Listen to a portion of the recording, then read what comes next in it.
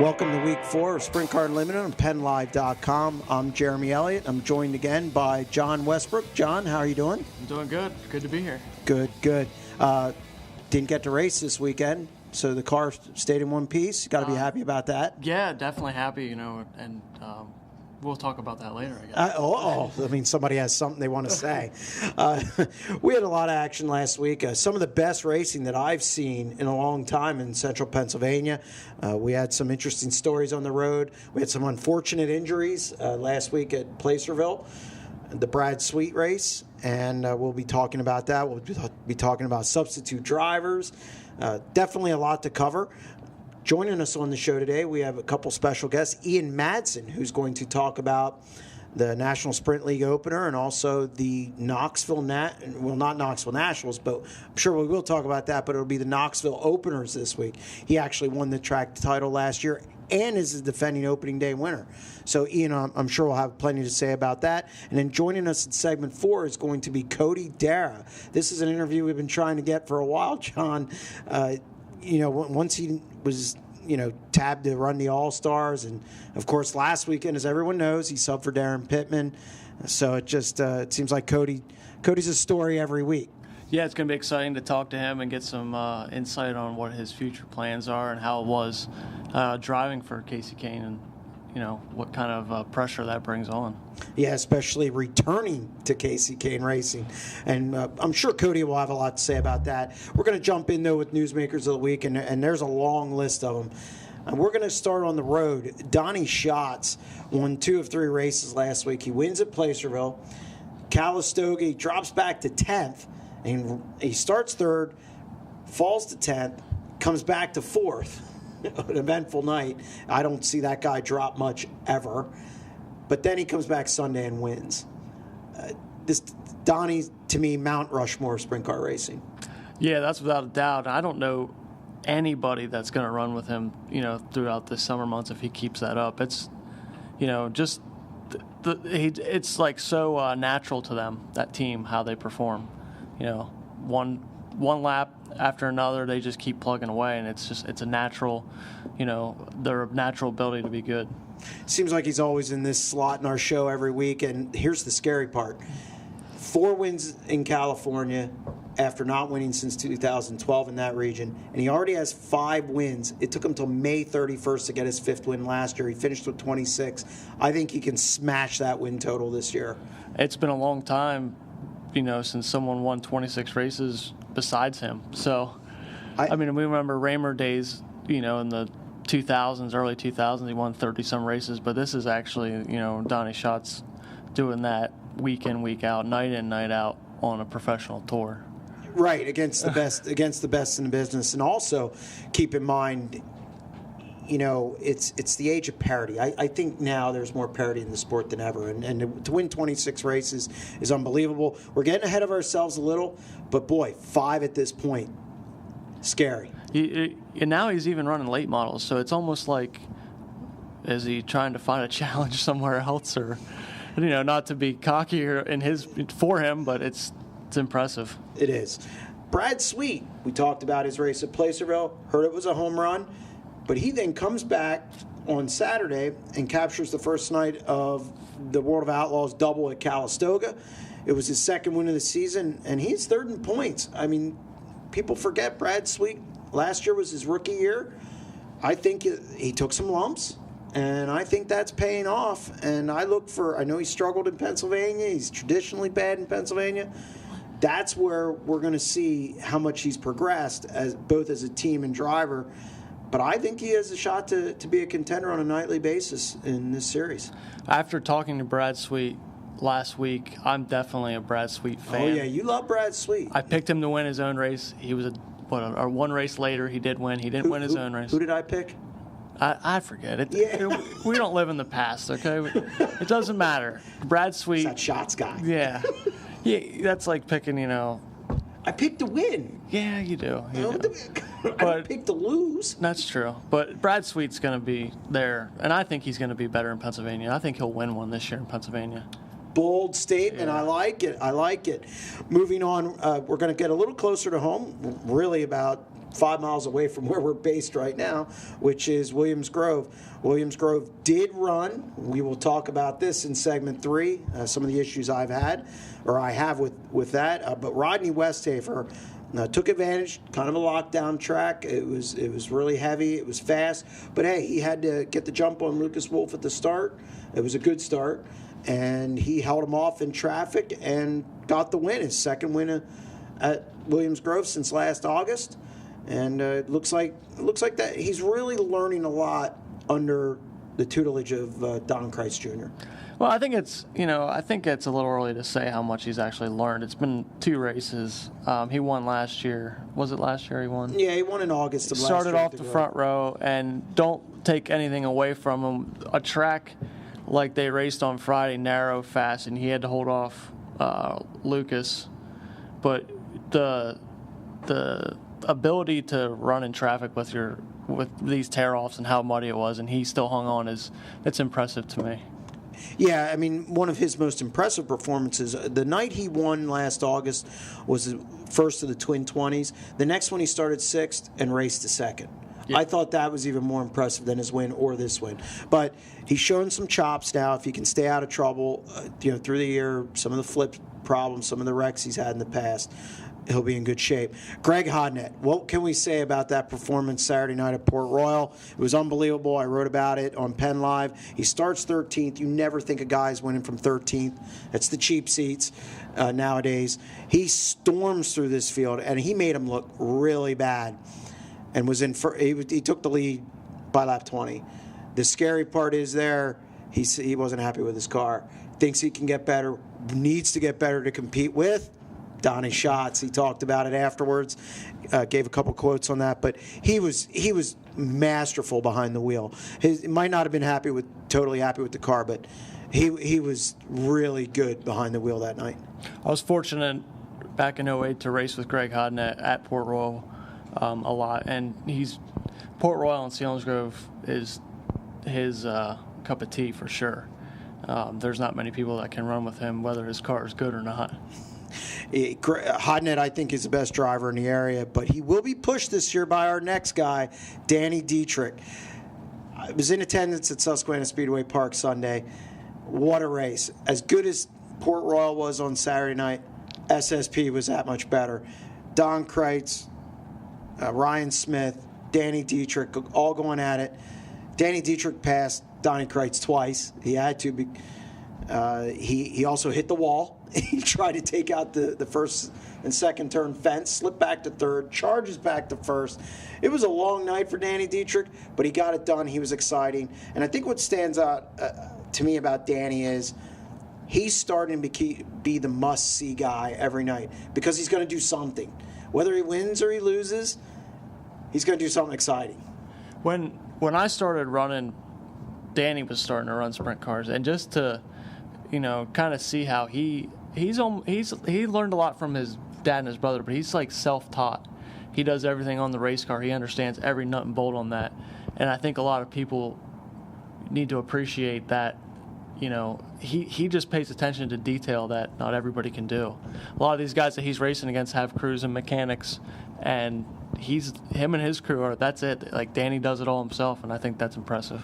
I think it is impressive, and just the excitement factor goes way up. I think he may be the most exciting guy in Central Pennsylvania. I know Brian Monteith fans will disagree with that, but Danny, I think every night does at least one thing that it's either shake your head, and he admits it. That's the other thing too. Whether you're just shaking your head and you can't believe he did it, or you're like, wow. There's a wow factor there. So Danny Dietrich's definitely one to watch the rest of this season. Wayne Johnson, neither of us had him winning the National Sprint League opener at 34 Raceway, yet he was the one sitting in victory lane. I will make note, I do live in the past. Terry McCarl was leading that race and spun with 7 to go, did not bring out the caution, fell to third. That's how Wayne Johnson got around him. Otherwise, I would have been 2 for 2 last week. That it doesn't matter. Woulda, coulda, woulda, shoulda, ifs. It doesn't. All right, you got me there. Doesn't matter. You're still. Well, I guess you did get one. I haven't won any yet, so. Well, maybe down the road you'll win. just some other results real quick. At 34 Raceway, they did have 40 cars. That's a good opener. Other results, Lincoln Speedway, Lance DeWeese wins the 410 sprint car race. Trailway, Isaac Sneeringer. Williams Grove, 358's Adrian Schaefer. Atomic Speedway, Dale Blaney gets a $4,000 check in their opener. Susquehanna Speedway Park in the 358s was Brad McClellan. Sealands Grove, which we'll be talking about later, I'm sure, canceled. Some say Thursday night, others say Friday morning. Either way, they didn't race. But that's going to wrap it up for segment 1 of this edition of Sprint Car Unlimited, PennLive.com. Coming up in segment 2, an interview with Eden Madsen. Start your search engines. For a quick, easy, and enjoyable car shopping experience, PennLive.com is your best source to find your new or used dream car in Central PA. Customize your search by using filters to search by dealer, car type, and car style. Visit PennLive.com/autos today. Welcome back to segment 2, Sprint Car Unlimited, PennLive.com. Joining us on the phone, Ian Madsen, last year's opening day winner at Knoxville, and also went on to score the Knoxville Raceway Championship. Ian, how you doing? Pretty good. Thanks for having me on. No problem. Our pleasure. Jumping right in, Knoxville starts this week. You got to be stoked about, ready to get back there, ready to defend your title. Yeah, I'm pretty excited for this weekend. It's a big deal for our team. We've got so many sponsors and friends in the Knoxville area, and it's their really first chance to make it out to watch us race this week. So we're really looking forward to that and hoping for a good night. And hopefully we can repeat last year. Last year you were really good there. Is there pressure to kind of coming into this season to duplicate that, or do you kind of last year's in the past type thing? I definitely think going in as the defending champion, there is some added pressure on there, and I hope that we did everything we could over the winter and starting off this year to replicate last year, and we haven't stopped.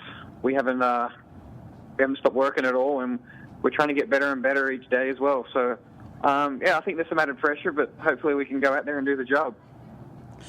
I'm a big fan of Knoxville. Being in central Pennsylvania, I hear a lot about the racing here, and the racing here is really good. It's a great weekly program. But I think Knoxville's just a tick above right now. What's it like facing Danny Lisowski, Brian Brown, Justin Henderson, McCarl, Dobmeyer? It's every week under that format. Talk about those guys and really pulling in every week, knowing that there's some heavy hitters there. Yeah, I mean, it's pretty intense, the competition there last year and again this year. I mean, I remember being a crew member out on the World of Outlaws for my brother, and most of these guys were out there running on the Outlaw Tour. So, and then to start racing myself and be up against them every week at Knoxville is pretty crazy, really. It's just really crazy how tough the competition has got there the last 2 years. And, that's just Brian Brown and Terry McCall last year were the two guys I felt to beat. And, I feel like going in this year, Danny Lisowski is going to probably be with them. So, it's nearly going to be impossible to pick a winner each week. Ian, this is John Westbook. You won the title last year. My question to you is, with Knoxville seeming like it starts a little later in the season, do you feel that it takes, you raced a little bit in Australia, but did you race much here in the States between, Australia and now? And if you did or didn't, does it help you to, get some laps as a team together before the season actually starts at Knoxville?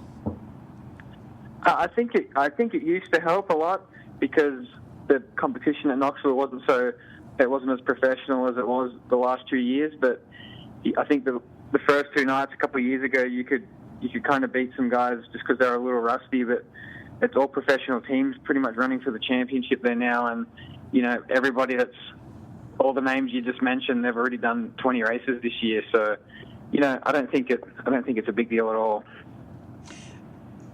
Ian, Jeremy again. Knoxville regulars are so tough, as we have alluded to.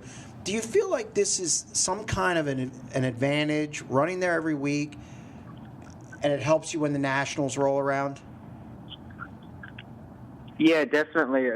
The Outlaws, for whatever reason, only get to race there once a year now before the Nationals, which is really sucks. I mean, I remember when I first come over to America, they used to be there 4 or 5 times a year before the Nationals, and in one aspect, it does give us advantage, and then on the other side of it, I think it hurts us a little bit too because we don't get to race them as much as we used to. So I think it kind of pans out and evens itself out. It might be a little planned by the Knoxville brass there. Maybe they think it'll give you an advantage, maybe not inviting them in as much. But yeah, I don't know what the theory is behind it. I personally wish they were there more often because, I think it would make the locals even better. So. Well, that Donnie Schatz is pretty good no matter how many times he's there. So it seems like yes, exactly. The National Sprint League kicked up last week. It's getting a lot of good publicity, some rave reviews. What are your thoughts on the series and the first show?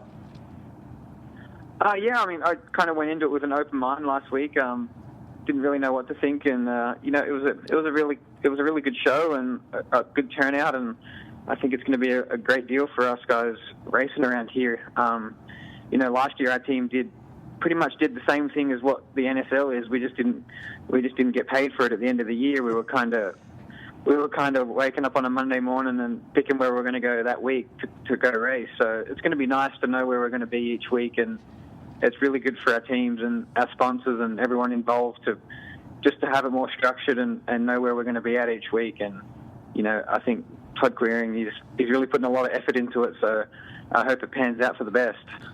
Ian, how big is this series for the Midwest? Do you expect it to expand in the future? And if it does, is your team capable enough to expand with it and run all the races?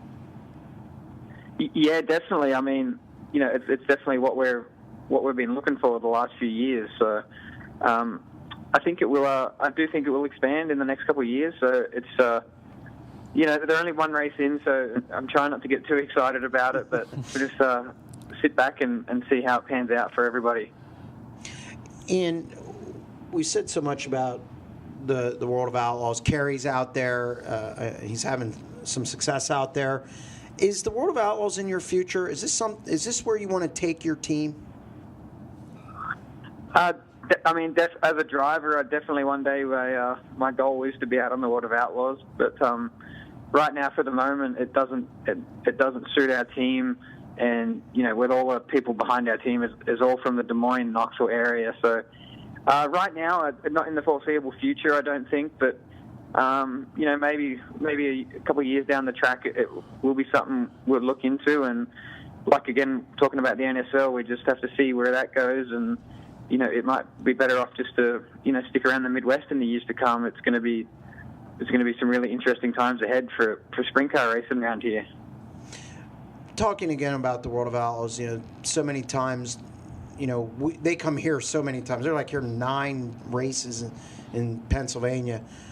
What's it like facing them? Even when you're on your home turf, what is it about them that kind of wows you? I mean, I'm sure you talk to Kerry a lot. What is it about that group that really makes them so tough? I think it's just, I don't think there really is an advantage with them guys, whether it's your home track or not. That's what I admire about the group the most. It doesn't, no matter where they go, they're still the guys to beat. Some locals pop up here or there and win some, but generally wherever they go, they're the guys to beat, and it just seems that they're the most intense guys to race against, no matter where I go, whether that be Australia or over here, or they seem to raise the level of intensity just that one extra bit. With that being said, this season, you want to get off to a good start. It seems like if you get off to a good start in this sport, you can ride some momentum, and obviously it can change quick. But talk about how important it is for you to get a good last week you had a top 10, I believe, and then how important is that to carry that over into Knoxville, have a really good start this week, and kind of jumpstart this season? Yeah, it's going to be really important to have a good week this week. Last year I think we were the only car that didn't have any DNFs, so even one DNF I think would off the get-go would cost you really bad, and it's just good for our deal if we could have a good night. All my guys have been sitting around all winter, and they haven't got to watch our team race yet, so they're pumped, and we just really need to have a good night for them guys. Well, Ian, we'll be watching Knoxville on MAV TV. It's definitely a must-see for fans, and we'll be looking in to see how you do this week. And thank you very much for coming on the show. All right, thanks, guys. Thanks for having me on. Yep, take care. You too. Bye.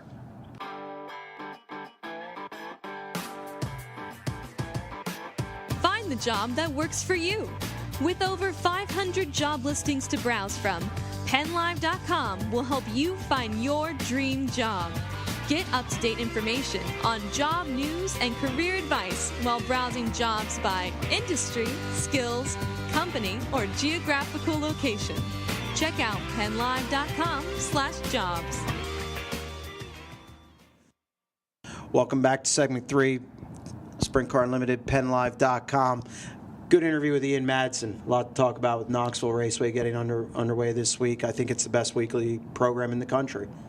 Yeah, they definitely have some competitive drivers there, and some heavy hitters there. Yeah, so that's definitely tough, and I'm sure it's a good show every week. We get to see it on TV, which is pretty exciting too. Yeah, I got to look that up. I keep missing that. I don't know why it is. I'm usually tied up or something. Either that or that's surprising. Is your love affair with Knoxville that you don't get to see that? I like the dig. It's true though. Look, I'm an elitist. I've never hid that. Do you have a Knoxville pillow you hug at night? I do not have a Knoxville pillow, but I can tell you what. I don't have a Central Pennsylvania pillow or a California pillow either. Well, maybe we can get something made for you. A Knoxville pillow. When I go out there to cover it? Yeah, I think it'd be all right. Just get something there, like one of them hug ones. You're a piece of work. We're going to bring it back to Pennsylvania. That'll make you happy. We're going to talk about Friday, Williams Grove. I've never in a million years thought they would get this show in. The weather was awful. It was. I was planning on doing other things on Friday night for sure, and I couldn't believe I was at the racetrack. Yeah, I was going to do the whole dinner thing, movie at home, play with the kid thing, and boy, the rain just kind of cleared out, and it was still cloudy, still cool, but it didn't put down as much rain as originally intended, and Williams Grove decided to run. Now this, of course, brings up something that we've been talking about the last 3 years, whatever it is. Fans get mad at Williams Grove when they cancel early. Now, the policy at Williams Grove, just for the record, is 3:30 is when they make a decision. 3:30, in and that range. It's never made later unless, obviously rain comes. And it's never made before. It's always 3:30 the announcement's made. They decided they were going to run. Okay, yes, it breaks kind of that tradition they've started of when the weather's really questionable. It rained a lot. Well, I mean, I'd say the night before it rained a lot and it kind of drizzled all day. They were on the track, got off the track because of the rain. Normally they cancel. They decided to run. Now, here's where my axe to grind goes. I was there. You were there. You were there? I was there, yeah. How many people were in the stands? Not many. It wasn't many, but when you start a habit of canceling for every little thing. So you're letting the fans off the hook. I'm a racer. I would race, every chance I got. And I think there's a lot of fans that look at the weather on Thursday and Friday and make plans. And if Williams Grove was one of those tracks that always tried to run, I think they would hold off and they would have been there. I disagree. And because this is one of these things where I think 4 or 5 people get on Twitter, get on message boards, and then everybody just kind of reads it, and then that's the overwhelming opinion. Bottom line is, fans knew by 3 o'clock that the Grove was running. I tweeted it out. Williams Grove tweeted it out. It was retweeted by other people. Drivers did. I mean, everybody knew they were running. They weren't canceling because the precedence has been set. I mean, you talked about that precedence. 3:30, they cancel. If they do not cancel, they are running.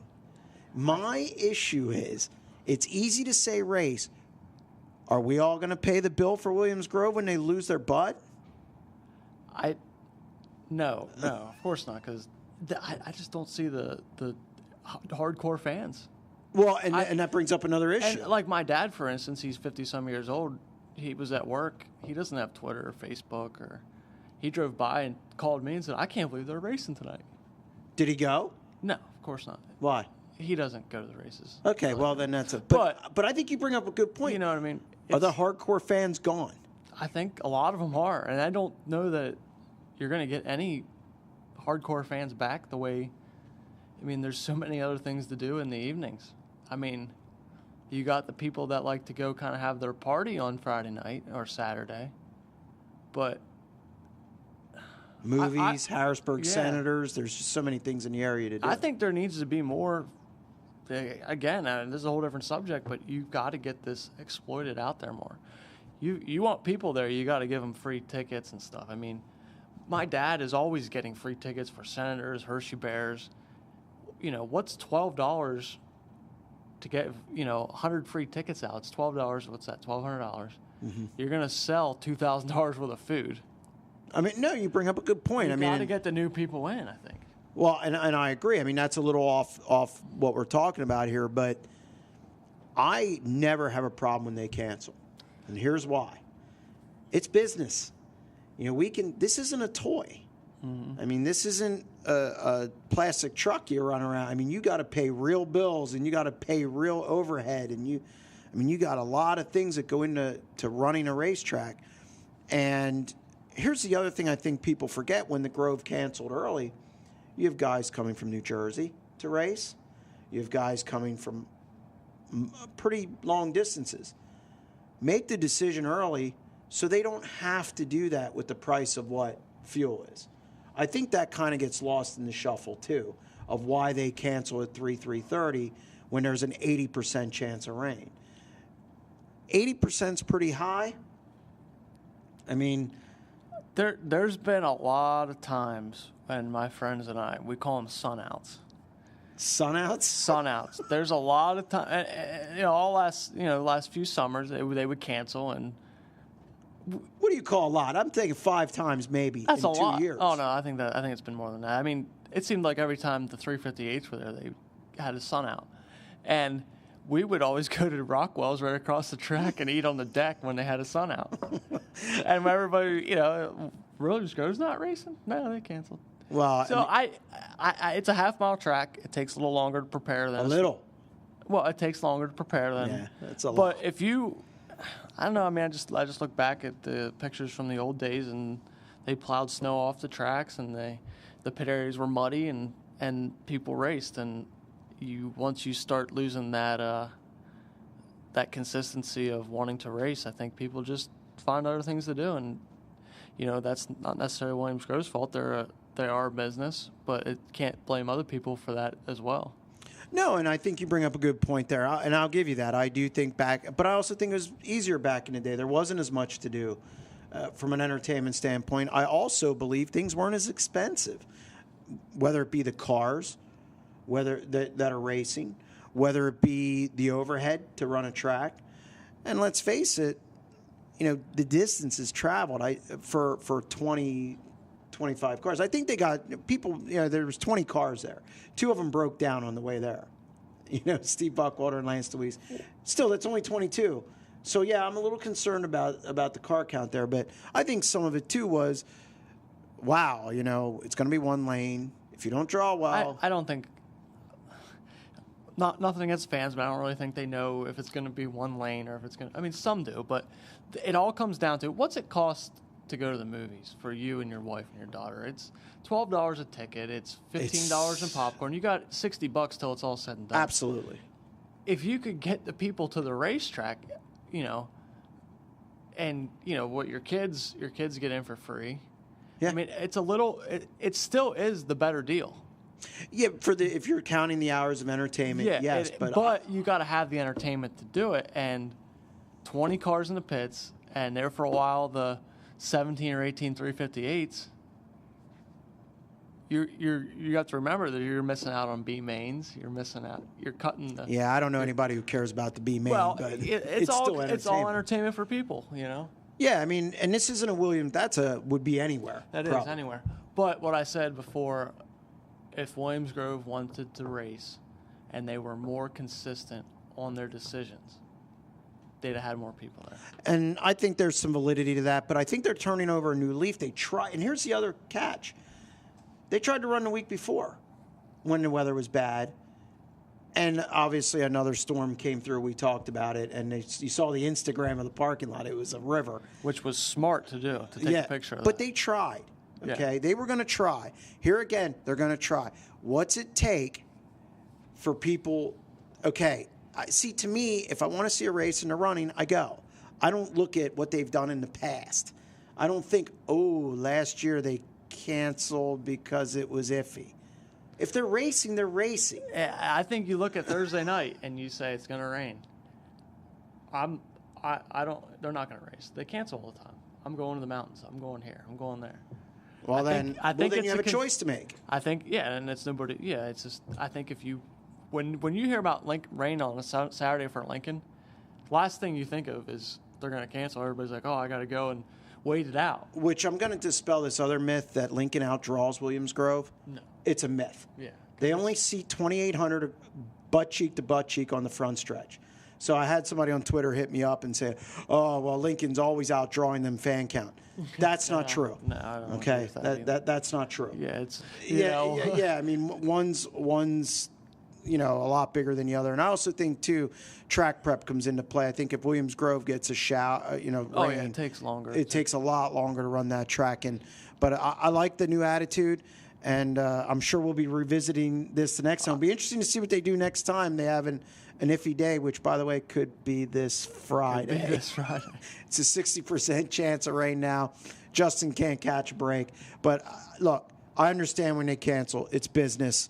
And I understand why now they might want to go. If they go back to the other way of doing things, I don't blame them. Just look in the stands.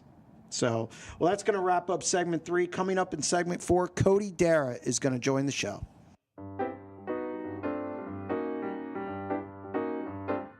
Your local Sunday newspaper has a fresh look. Sports coverage built for and by fans. Expanded weather to plan your week. A dedicated puzzle section to keep you busy all day. The best entertainment the Central PA area has to offer. Consider it covered. The Sunday Patriot News.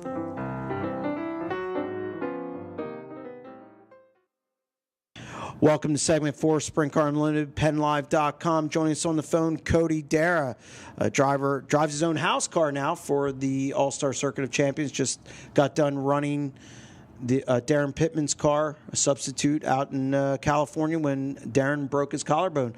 Cody, how you doing? Not too bad. Thanks for having me. No problem. I guess you're a little jet lagged? Yeah, I got I did the red eye, so I flew last night. Started at 12:30 in California time, and I got here at Baltimore at 11. So it's had a connecting flight in Charlotte, but I'm flying a little bit. Oh, that's painful. What was it like being back with the World of Outlaws this weekend, even though, you weren't in your car, not as a regular, but subbing for Darren Pittman? What was that feel like? Well, first off, it's a tough part of our sport, and I'm glad Darren's okay, and Jason Johnson, these guys took a big hit there the other night and were injured, and that's what we're thinking about, those guys getting better, but got the opportunity to drive his car and sub him for him, which is a complete honor. And I've always wanted to drive a Casey Gaines number 9 since I've been little. And to do it this way is not the way you want to do it, but honored and grateful that I got the chance to be able to go out there and help out and keep the seat warm until Darren gets better. Did you feel any kind of pressure to perform, almost like it was an audition for sponsors or even for another team?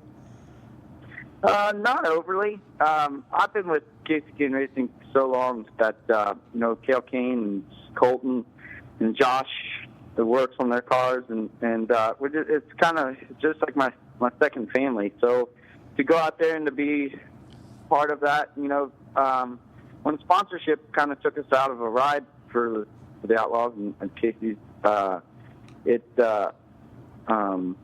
focused us on to doing this all-star deal, and to be able to go out there this weekend and be back out with the guys on tour. It just kind of really set in of how much I actually really want to do this, and how much I want to be back out there and get back to racing, on that level, and that's something that we're sitting here working on and doing it with the 89 car. Cody, this is John. You mentioned about the financial constraints and took you out of your ride and everything, but more importantly, it kind of put you behind the 8 ball to get ready for the future. And what kind of a turnaround, and how did you plan to get things ready in that short order for the All-Stars? Well, I would never have been able to do it without Casey. He helped me out about giving us some cars. Back when Steve Sushi worked for my dad and had our deal here, I got to thank him for putting everything together and putting it all in the trailer and having a lot of our equipment taken very good care of and organized. When we started laying it out, we had a lot of parts left over from the last time we ran this deal, and we didn't have to order too much. I'm still kind of catching up, but between Ty Sipes and George's hard work here working on this 89 car, and Sushi having everything organized and ready for us, and Casey giving us the opportunity to get some cars, and the biggest part of what's going to make this deal work and not is our engine program. And I only had one engine of my dad's left over. We're building another one, and Casey gave me an engine to use, and to help out, and that's a big help, to be able to go out there and compete. That's great that he didn't kind of leave you hanging there, and like you said, your relationship with him in the last 5 years, things for him to keep you on the racetrack. Is it difficult though to shift from running the World of Outlaws to the All-Stars? Does it does it motivate you that to get back there even harder, you have to perform in this All-Star level at an even higher level than you did before? Yeah, absolutely. When go out in the All-Star Tour, I'm going to be at a lot of different racetracks that I've struggled at in the last couple of years. So to me, it's actually going to be fairly difficult to go out here, and race in these conditions, really dirty, slick racetracks, and that's something I've struggled on here in the last couple of years. And I'm actually just really looking forward to getting a lot of seat time in these conditions and keep working on it. We got a little bit of a taste of it at Attica, and got some ideas and whatnot to go back to it and to be a little bit better. And something just I didn't realize it, but how much I miss my family, to come back here and be able to race with them. And the last couple of weeks here, it's been amazing to be with my siblings and to go back to it and just see where you get the drive being next to my dad of how hard that guy works, and it kind of carries over to what we're doing here with this team. Cody, Jeremy Elliott again. There were a lot of expectations on you the longer you were with the World of Outlaws. I mean, message boards are what they are. It's keyboard jockeys, as you put it. Do you think some of those expectations were unfair, and do you think you were unfairly judged at times? I don't really.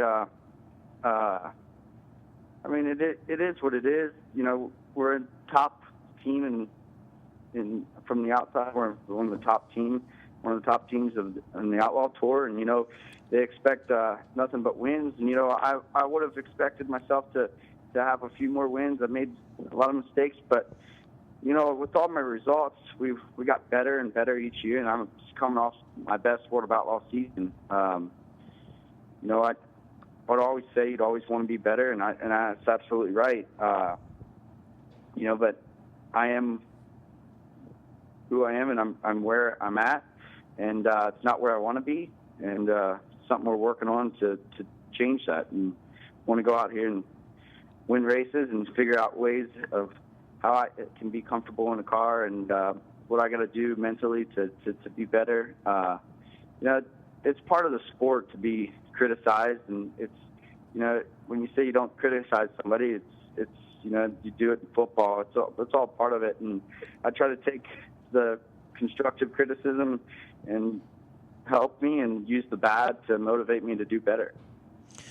Well, there's no look. Donnie Schatz gets criticized, so what can you say at that point?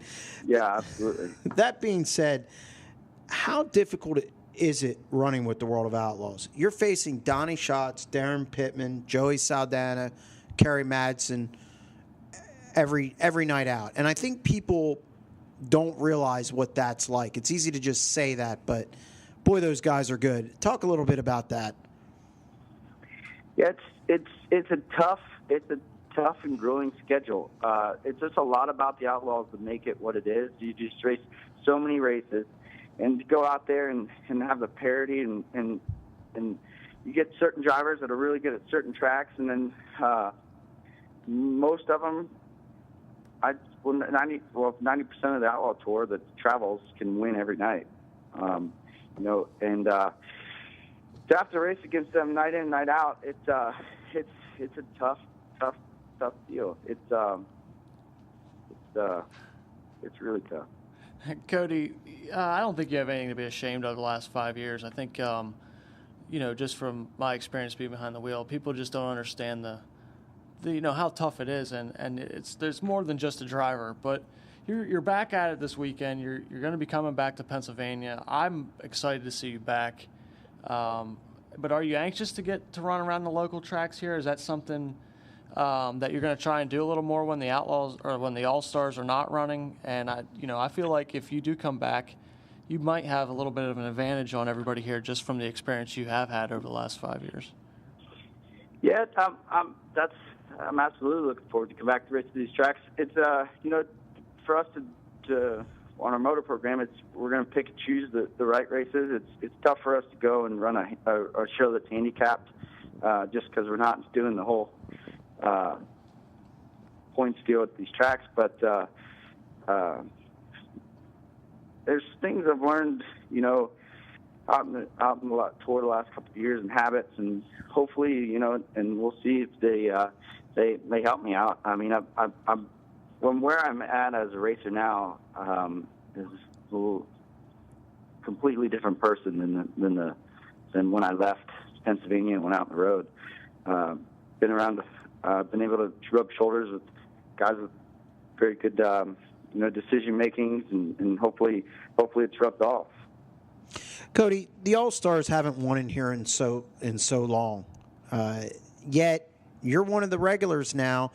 Do you think your experience in Central Pennsylvania maybe gives you a leg up on the rest of the All-Stars? I hope so.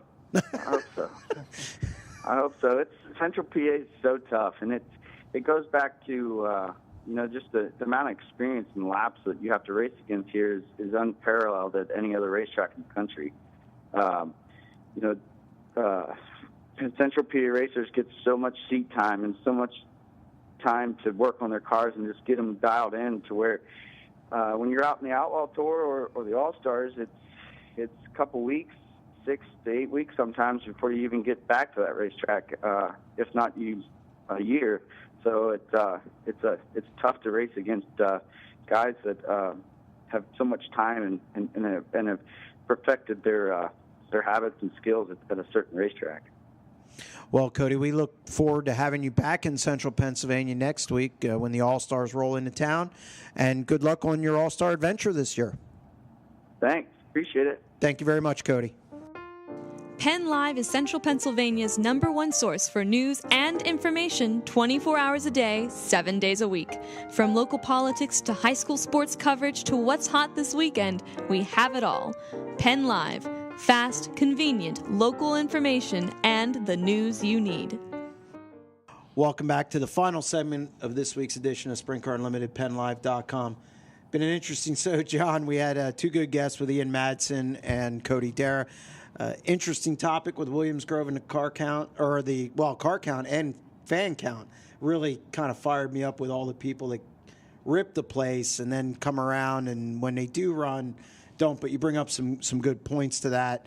Now we're going to look ahead, storylines coming into this week. We're going to start on the road because I know you're fired up about something locally, and we're going to save that to the end. We always like to get the co-host fired up because usually it's me. World of Outlaws, final weekend in California, thankfully. Nothing against racing in the Golden State, but they've been out there 6 weeks. Not really, I was up Sunday till, 1. I think they checkered dropped. Although they run the shows pretty quick out there. So pretty happy with it. But it's just good to see them travel to other areas of the country now. Plus they get closer here, and I'm a big World of Outlaws guy. But they go to Kings Speedway Friday, Paris Auto Speedway on Saturday to wrap up that swing. Obviously, might as well mention the injuries. Darren Pittman, I expect him to be back in the car, obviously, because Cody's back here. I wouldn't know who they would put in the number 9. So I fully expect Pittman, if he can put the straps over the collarbone. I don't know. What do you think? Does he get back in the car this weekend? I'm sure. I don't know. He might. That's a tender spot if you think about it. I mean, you got your Hans there, you got your strap, your seatbelt. So we'll see. Yeah, I mean, it's going to be interesting to see what happens there. I will be following that story as the week progresses. Also, Jason Myers is in the car again this weekend, but then that's it. Then I know they're looking for a driver for the duration of his absence. He's on the shelf for 8 to 12 weeks, they're figuring, which could take him into July. And they're looking for someone, and I expect that announcement to come Thursday or Friday as to who that driver is going to be. Should be interesting. I was running down names, Sammy Swindell. Do you look at one of the ASCS guys, the 360 guys? Do you look at a Cody Dara maybe? But I don't think that happens. Where do you go? I mean, you got to look at whose stock is high at the current time and almost have to go with them. I mean, Wayne Johnson or. Yeah, you can't go wrong. Wayne Johnson's an interesting because he lost a sponsor, so he's a little bit of peril there. This week he's actually blowing off the Knoxville opener to run a 360 race. Oh, well, he's not blowing it off, then. That's right. He's going to race a Look, I like 360s, but come on, stop the madness. Wayne Johnson, I think, and Jason raced a lot together. So yeah, as long as they didn't have too many run-ins. I mean. If I was Jason Johnson, why not? But it's definitely a storyline to keep your eye on this week. I'll be on that as well. And then I'll tell John, and we'll all be good. Yeah. Then All-Stars back in action this week. Wayne County and Bedford Speedway. Now they start to creep towards Pennsylvania. Next week, obviously, they're at Williams Grove and Port Royal. Port Royal, $15,000. Next week, Bob Weicker Memorial. We'll be talking about that on next week's show. Brent Mark's going out to Wayne County and Bedford. And Ryan Smith will be. One of the storylines this week is Ryan Smith. How does he back up that win at Attica? You just got to go win again. I mean, there's all there is to it. He's a good driver. They got a good thing going, so why couldn't they just go win again? Look good at Susquehanna Speedway Park. I know he only has one motor now. By the time they come in here, he could have 2 more, 1 back, and I think a sponsor might be ponying up for a 3rd. I would love to see him run All-Stars as much as we like having him around here. It's always good to see somebody go out and travel and do well. So it'll be interesting to see how he performs this weekend. And also, Dale Blaney is going to have the new colors on this week, big game on the car, so to speak. See what's going on after now they had a couple weeks to get some equipment ready. Won at Atomic last week, so it'll be interesting to see if he wins his first All-Star race of the season. Now we're bringing it home. We're gonna stoke you up a little bit. Williams Grove has the Tommy Classic, which I'm hoping to get a good crowd for. I know the rain's dicey.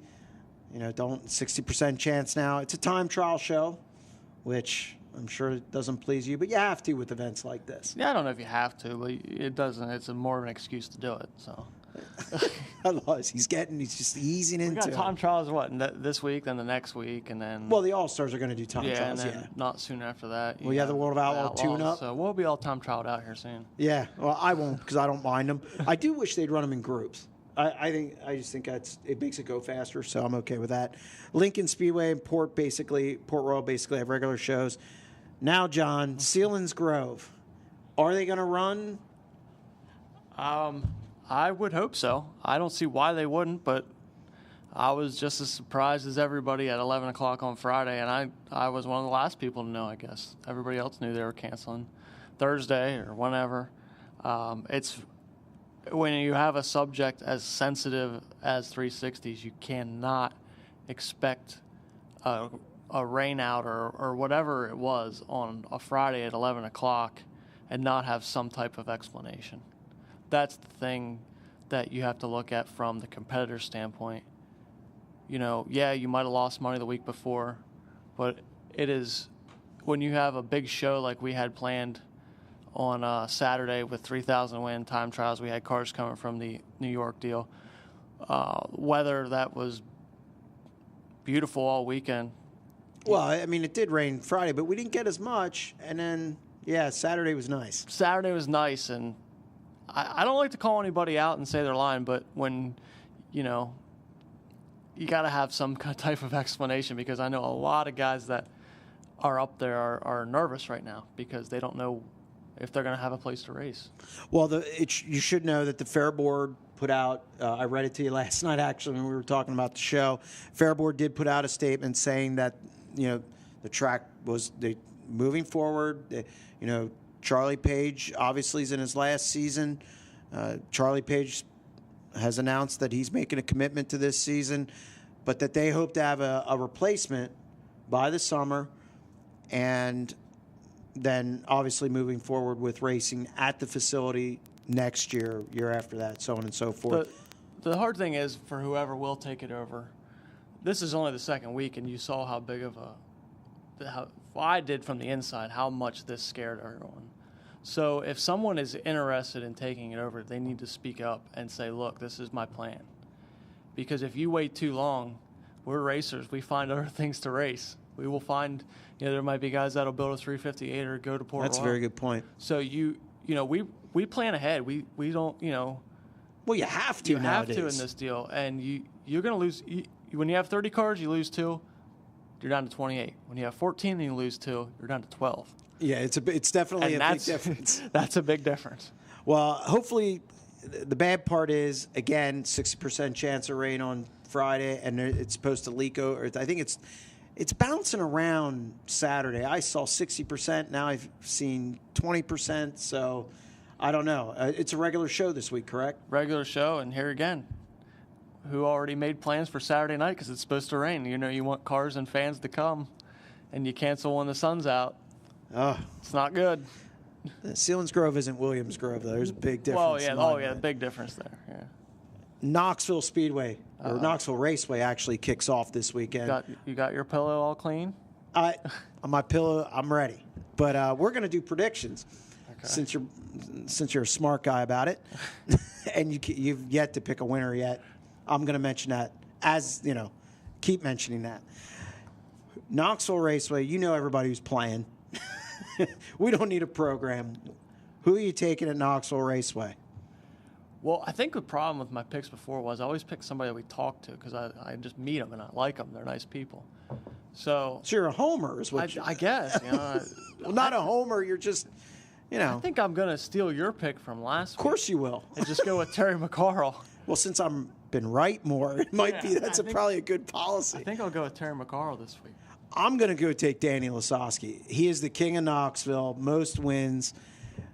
You know, coming back with Todd Quirin's big game car, or well, it's really not big game. It's the other one of the Muddy. Yeah, it's one of the other companies he owns. There's many of them. So I'm going to go with Danny Lisowski to win at Knoxville Raceway this weekend. Kick things off there strong. I think he's going to win the title this year there. He's just going to be that tough, and he's hungry. He's hungry. You think so that's your title prediction? That's my title pick, too, which is tough because, you know, Brian Brown also. But Brian Brown probably will go maybe miss a week or two. Might go to the Kings Row. I know that's on his schedule. So I'm sticking with Uncle Danny to win the title there over everyone else. That's going to wrap it up for this week's edition of Sprint Car Unlimited, PennLive.com. John, thank you very much. Thanks for having me. I appreciate it. No problem. And we will be back next week with a Bob Weichert preview. 15,000 to win that race when the All-Stars come to Pennsylvania. And there's also going to be a big announcement from Steve O'Neill at that race concerning next year's event. So stay tuned. Come back next week, Tuesday, PennLive.com.